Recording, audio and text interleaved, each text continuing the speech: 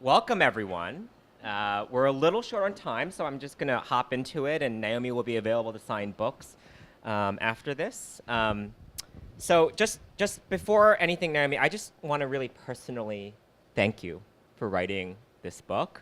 I got it exactly 4 months after Donald Trump was inaugurated, and I was at just a tipping point of like, I can't do this anymore. Like, I just utter despair. And reading your book was like, like an urgent shake from a friend that really reminded me about how we got here and why we struggle and continue to struggle. So I just want to thank you and congratulate you on its huge success. It's on many bestseller lists and longlisted for the National Book Award. And it's also a different kind of book than the other books you've written. You wrote it, I think, in just a few months. You didn't travel to like 5 different continents to report it. So before we get to the substance, I just wanted to ask you, can you talk about why you chose to write this book the way you did? And was there like an aha moment when you realized you had to do it? And how did you get it done so fast?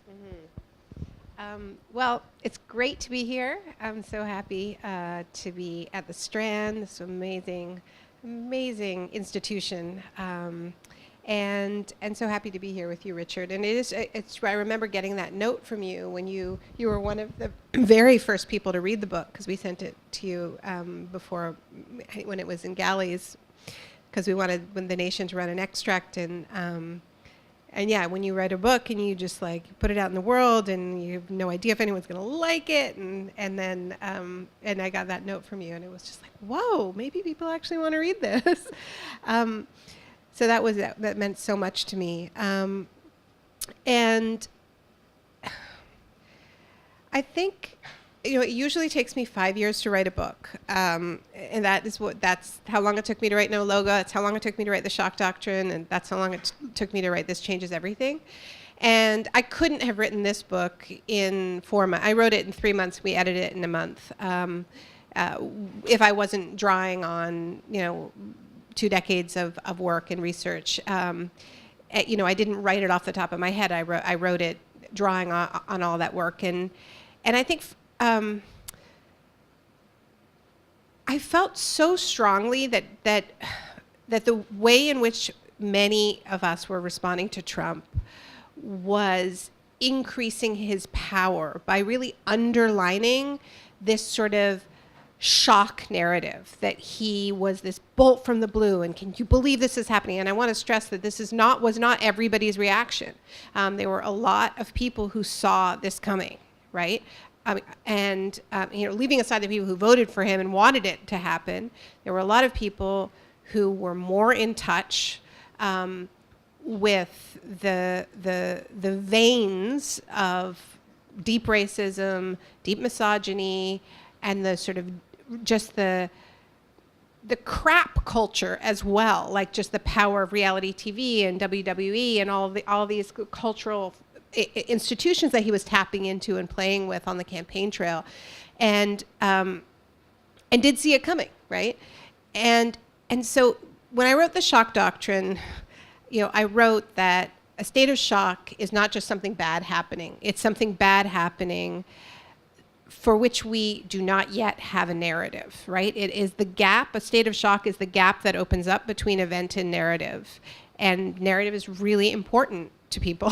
That's what keeps us oriented. And so when we are in a state of shock, that's when we're vulnerable. So the most important thing you can do is have a story and get the hell out of shock so that you can have your head screwed on and you can make good decisions, right? That's true in any kind of state of shock you're in.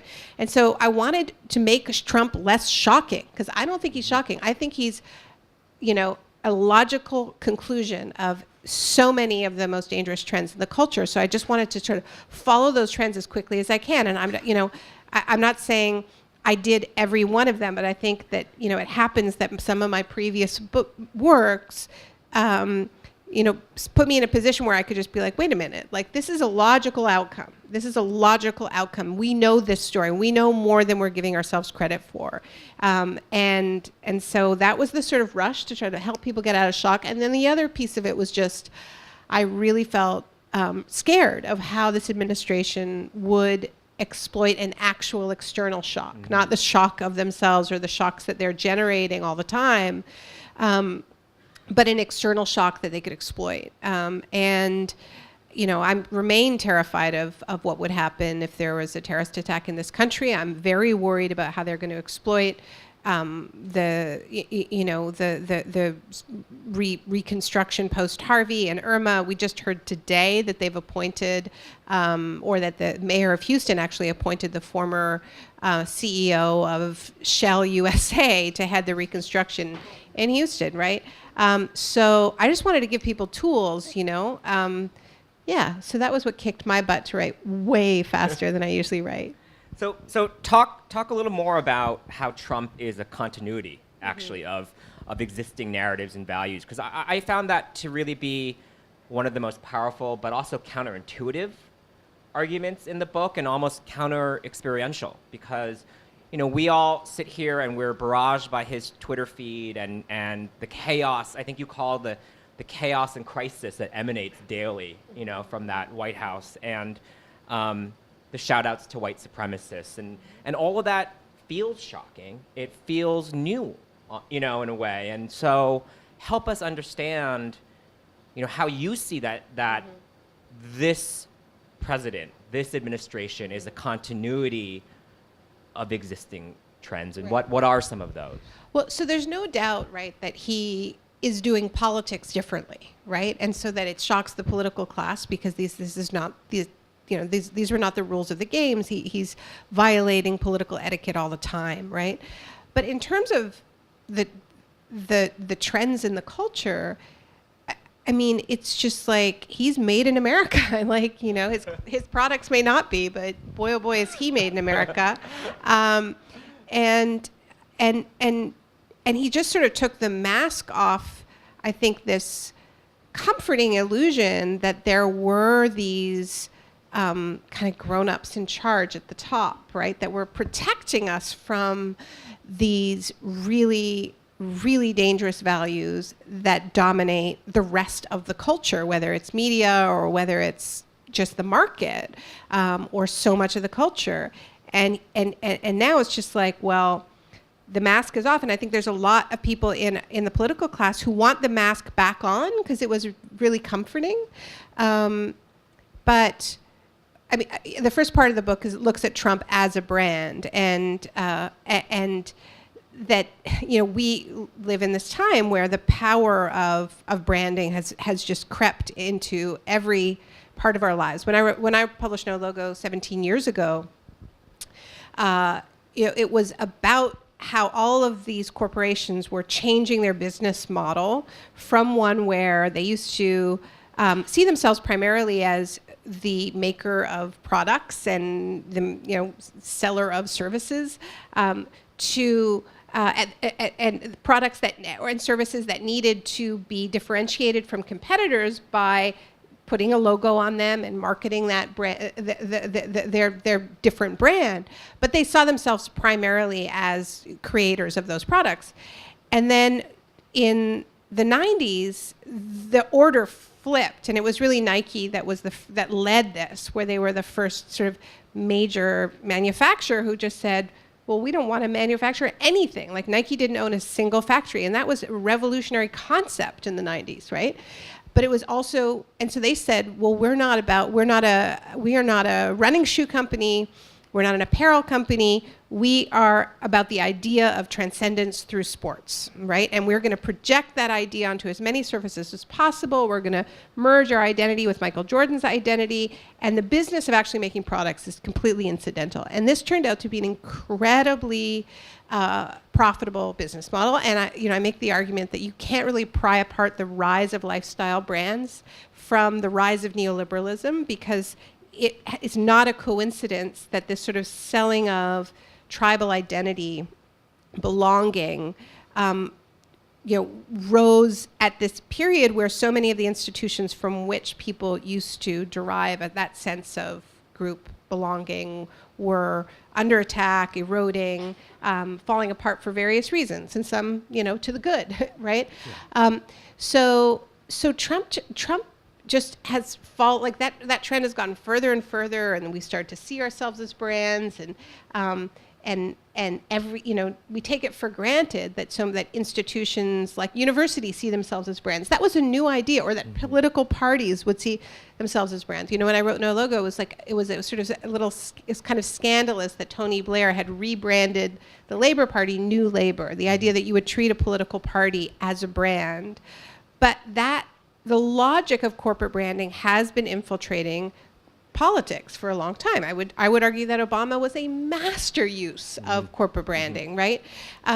So it was kind of only a matter of time before a full-fledged, fully commercialized super brand just went, I'm going for the presidency. And that's what Trump represents. So it is new, but it's not a bolt from the blue. Right. It's just following current trends to their logical conclusion, which is why I say that the best way to metabolize Trump is as dystopian art. Right.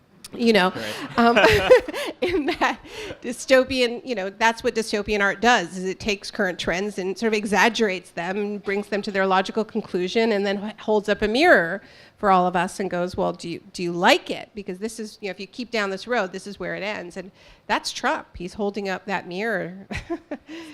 Yeah. So, one of the, I think, challenging arguments you make in that regard is our sort of constant faith in billionaires to rescue us. And, that's shockingly, even after Trump got elected, we now have revived that narrative. We're going to have Mark Zuckerberg be our president, or maybe Oprah, or, someone else from that world. And why is that a bad thing? Why should we not trust billionaires to save us?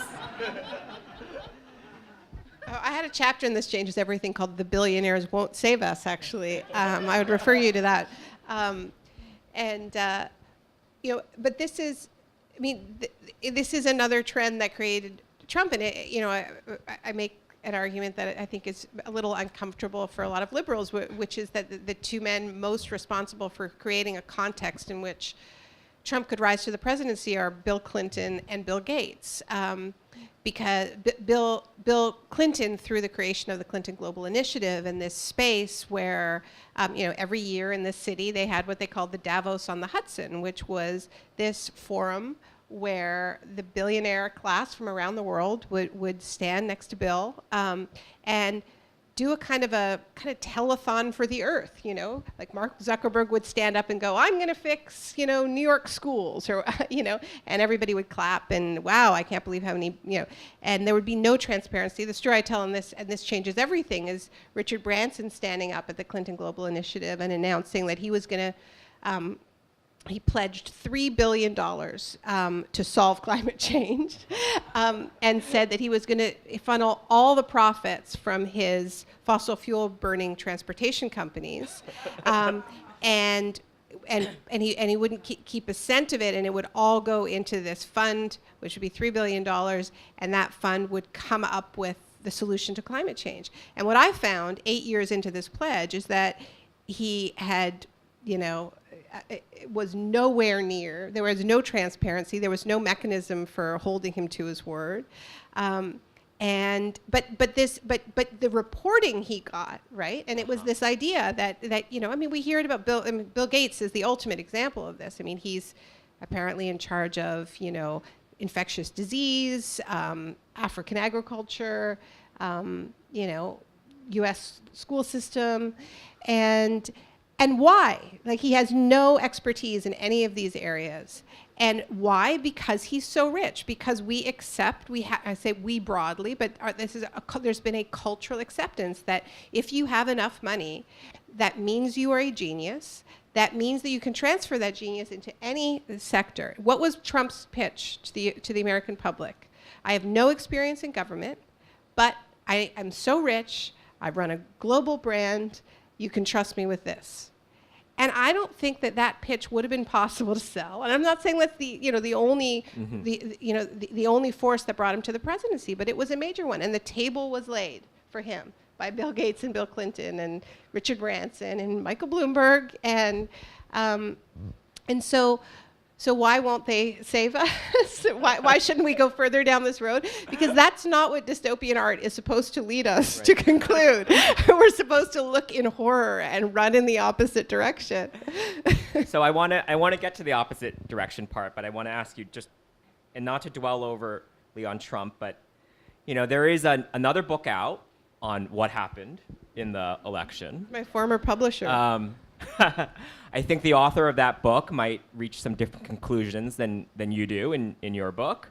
But I think there's a common question there. Like, how did this person who is so transparently incompetent, who has bragged about assaulting women, who spews vile, racist, hateful things on a daily basis, how did this person win?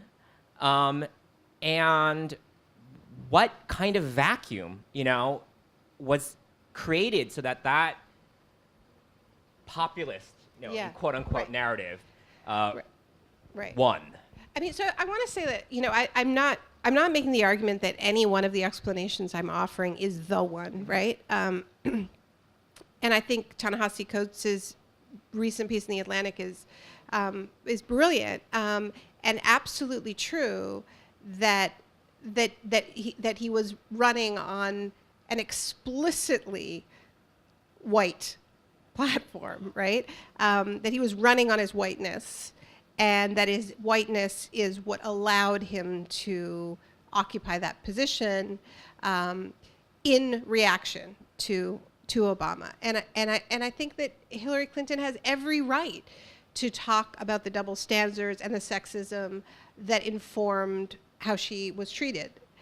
But what I would say is that while that may explain a good deal about why people voted for Trump, it does not do nearly enough to explain why Hillary Clinton failed to energize her base, right? Because I firmly believe that Donald Trump didn't win this election, that Hillary Clinton lost the election. And that's just numbers, right? That's just, he did not win by a landslide. He did not, I mean, we know he didn't even win the popular vote. But what I think is more important is that despite the fact that Hillary did win the popular vote, she in key states, she had a very depressed outcome compared to Obama in the last two elections. People did not have something to vote for. So what is staggering is how many people were just completely disgusted by the whole thing and stayed home, right? And so, I believe Trump was beatable. I think he was absolutely beatable. And I think Hillary Clinton was uniquely unsuited for this political moment, which is an angry political moment, right? And so I think for progressives, that's a more important question right now, is understanding what is the political project that is going to fire people up enough to go kick the butt of Trump if he runs again, or whoever else runs instead, And in the primaries, you backed Bernie Sanders for president, and that's a really rare. I think it's the only time you've backed someone in a presidential election. I think in the book you are both you have a measured appraisal of his message and his campaign and where that takes progressives. Can you talk a little bit about? Yeah, I endorse Bernie and don't regret that in any way, and believe he's continuing to do tremendous work. I mean, most recently on just such a coup on healthcare, and just such strong evidence that it's working. That this push, this grassroots push that Democrats are under is having a real effect. It's significant that pretty much everybody whose name is tossed around as a possible contender for 2020 felt the need to endorse Cory Booker. Cory Booker, with all of his ties to the insurance industry, right? So something is shifting, and it's working, and that's why Bernie got into this. I endorse Bernie because I'm pretty involved in the climate issue, and Bernie's anybody who's deep into the climate science knows how important the next few years are. And Bernie Sanders is the first candidate I have ever seen in pretty much any country who's come near winning the head of state, who had a climate policy pretty much in line with the science, right? And he was talking about leaving fossil fuels in the ground, no new fossil fuel leases on federal lands. He was against all the new pipelines, against fracking. It was a really good climate platform. And but I'm not interested in spending my time now just doing the Bernie would have won, Bernie would have won. He didn't win. And in the same way that we need to take a hard look at why Hillary didn't win, we need to take a hard look at why Bernie didn't win. Why didn't he win the primary? And a lot of people who I know and respect, women of my generation, many people of color, felt that he did not get it on race and didn't get it on gender enough, that it felt tacked on, that it felt like an afterthought. It reminded them of too many lefties who pit, class against race and gender. And there's a lot of history there. And I think Bernie got better as the campaign went on. But it's clear that we need to build a broad, multiracial, multi-faith, multi-generational, all of it, coalition, and we need to plant the tent poles from day one. It can't be an afterthought. We can't be scrambling after the fact, right, to try to fix it. And that needs to be internalized, right? So, I quote in the book, I quote Michelle Alexander saying that, if progressives don't get it together on race, they better have Elon Musk on speed dial, because we're going to need another planet, which is the important lesson to take from the primaries, not to just say again and again and again, Bernie would have won, right. So speaking of needing another planet, there was one point in reading your book that I'll tell you, I just had to put it down. Okay. And it was I'm swiping, and then you get to this section head, and the section head is how it could be worse. And I'm like, baby needs a drink before I read that. But in all seriousness, we are sitting here today at the end of a summer that has seen hurricanes Harvey and Irma batter the Caribbean and Texas and Florida, raging floods in Bangladesh and Nigeria, wildfires all up and down the Pacific Northwest. I know a place that you love and adore and call home in part. So far, what have you seen from this administration in terms of how they have, leading up to and in response to these natural disasters? And would you call them just natural disasters? No, I don't. I don't think we have natural disasters anymore. I think that we live in an artificially warmed climate now, where it's a full degree Celsius above what it was before we started burning fossil fuels on an industrial scale. So every disaster is supercharged with climate change. So it's not to say there wouldn't have been a hurricane. There wouldn't have been a Hurricane Harvey, but would the storm surge have been that high? Would it have been that powerful? Would it have behaved that erratically? Well, there is a relationship because the baseline has changed. This is what we have to understand, right? But there have always been forest fires, but the reason why we are seeing these record-breaking forest fires is because we're starting from a warmer, drier baseline.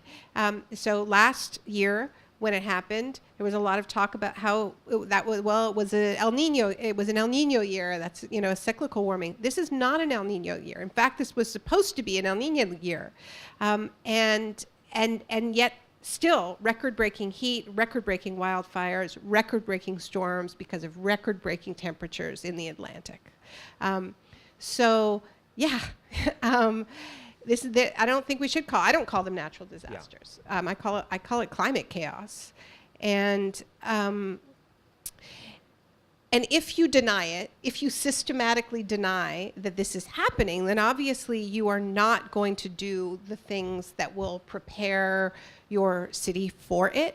And, in the book, and this changes everything as well. I mean, I'm trying to explain the centrality of climate change denial to the Trump administration. And I think you've got people who are hard deniers, and you have people who don't deny that something is happening, but they are massive minimizers. What they all agree on, whether it's Rex Tillerson, or Scott Pruitt or Trump himself, is that we shouldn't do anything about it, right? So it does not matter what they say they believe of. Who cares what they say about climate change, whether they believe the science or not? What matters is that they all agree that we should do nothing in the face of it, and in fact, make the problem worse.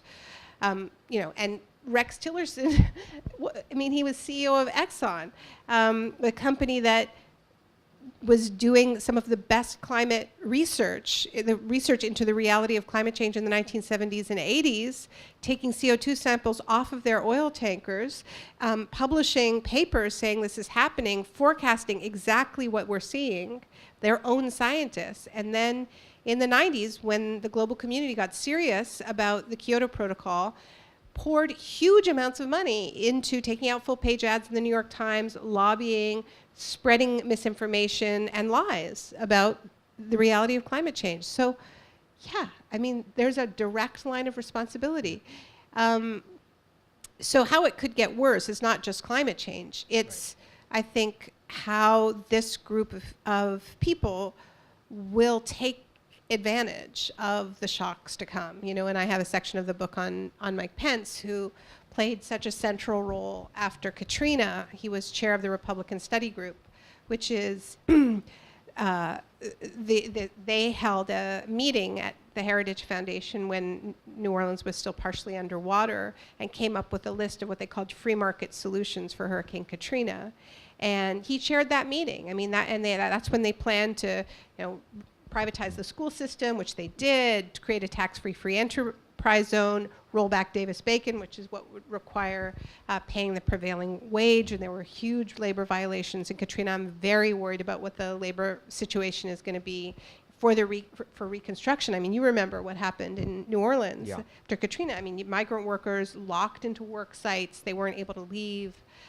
So we have to keep a real eye on, Trump is a real estate developer. He knows the value of oceanfront property. And I think one of the things we need to really be very aware of is what's increasingly being called like climate gentrification, right? Because now there is an understanding that you do need to live on higher ground, right? And in a lot of cases, some of the safest ground is occupied by poor people. It's not only it's not, we hear more about when poor people live in vulnerable places, but remember New Orleans, they demolished the public housing that was on higher ground and replaced it with condos because that was more desirable real estate, right? So I think particularly in Florida, we need to be very vigilant about how, this could become a massive land grab.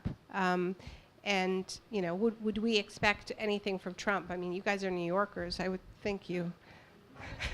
So I wanted to ask you then, do you also see, though, an opportunity for progressives, for the planet in the aftermath of these disasters? I mean, obviously, we don't wish that they had happened, but now that the sort of sprawl of Houston and the overdevelopment there and the lack of regulation has been exposed. Is there a way to reconstruct that city in a way that's fairer and more just? Is there a plan for Florida that you see that is fair and just? Well, I mean, you hear this phrase build back bigger and better, or build back, and if we actually allowed ourselves to be woken up by these disasters, because I see these disasters are messages, that we're receiving messages spoken in the language of floods and fire, and we need to respond. And it's not only that climate change is real; it's also that climate change does discriminate. If you know, the more unequal a society is, the more vulnerable it is. The people who are already vulnerable become more vulnerable, and so if we see this, if this is what has been exposed by the floodwaters, and it has, then we need to be talking about how we build back cleaner and fairer, right?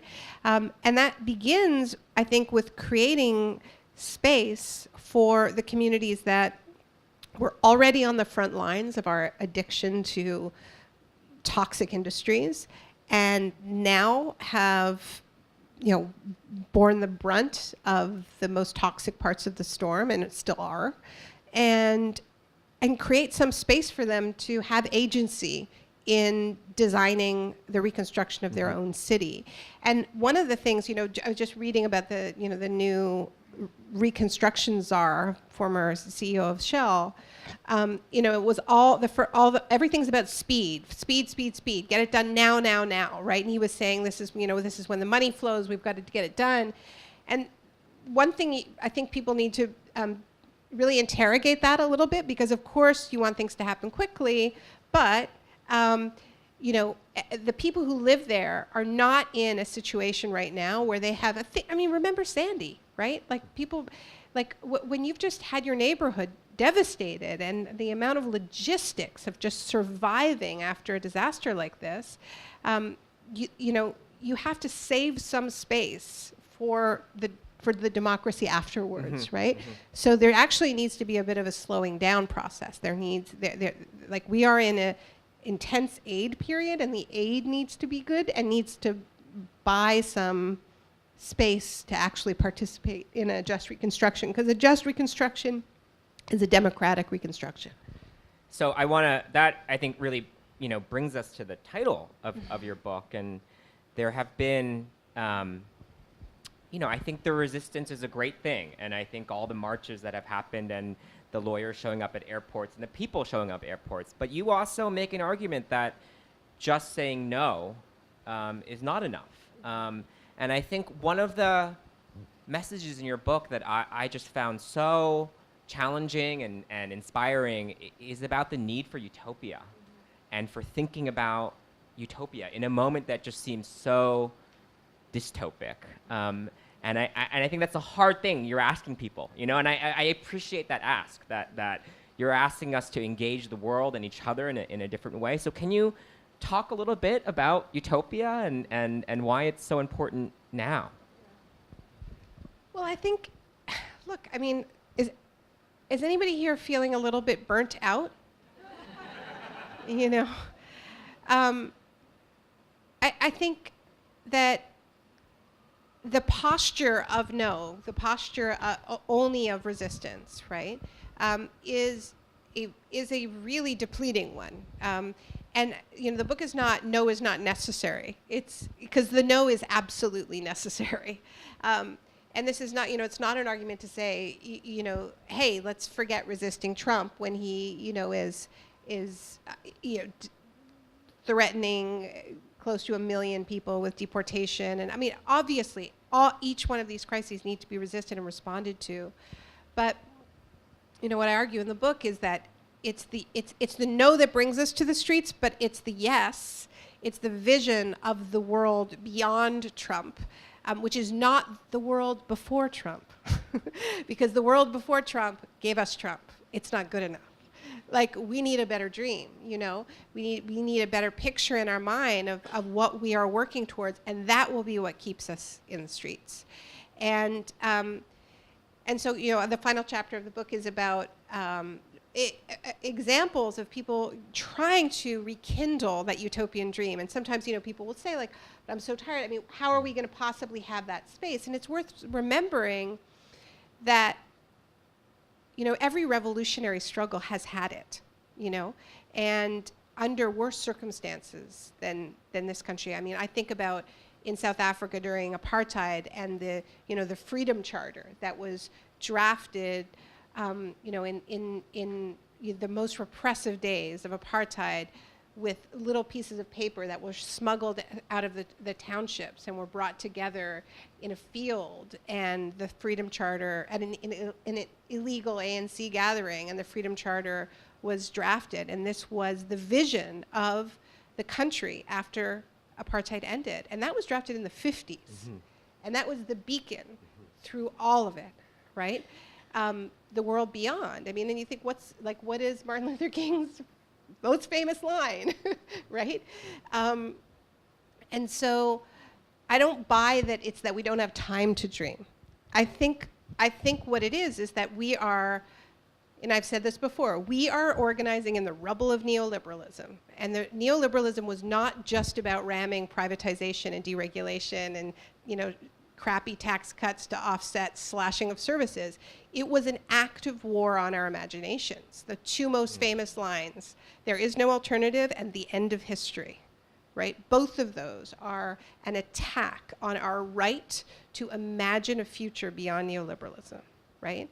And so that spell is starting to lift. It's starting to lift thanks to a new generation that never got the hard sell that you and I got, and that many of the people in this room got, right? Because they came of age post-2008 financial crisis. And this ideological project has been in crisis, and so people are remembering how to dream again. And that is what we need to save some space for. So we also want to save some time for book signing. But before we get to that, I just want you to say 2 sentences about LEAP. Oh, okay. So for Americans, what is LEAP, and how do you find out more about it? So the LEAP is a little experiment that we did in Canada, trying to do this very thing of getting people from a very broad cross-section of movements who don't usually end up in the same room together to map to map the world that we actually want. We called it a people's platform. We called it the LEAP manifesto because when we launched it was a leap year. We took a lot of crap for being, Maoists, Great Leap Forward, et cetera, but we felt that it was worthwhile because I'm a sucker for metaphors, and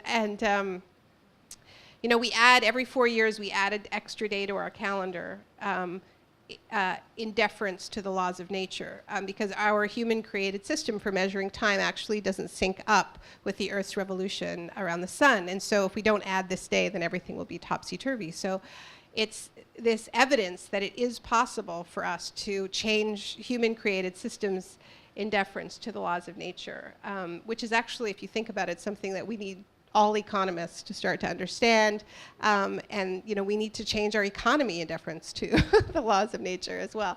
So I mean, the LEAP is just a plan for how we get to 100% renewable energy in a big hurry, but to do it while battling inequality and institutionalized racism and beginning to heal the wounds that date back to the founding of our countries. And where do people go to find out? Yeah, go to theleap.org. And at the end of the book, I actually include the whole text of what we came up with of the LEAP manifesto. And, included it there just, to sort of, as a conversation starter, not to say, hey, we figured it all out, but just as an example of the kind of map that can be helpful in drawing us out of our silos and in giving that the most hackneyed political metaphor of the frog in boiling water. And we get told that the reason we don't leap out of the boiling water is because it's boiling slowly. But I don't think that's why we don't leap. I think we're leaping, but we're just jumping up and down. And the reason why we don't leap is because we don't know where to leap to. So we need to start drawing maps. Naomi Klein, thank you for your wisdom and your time.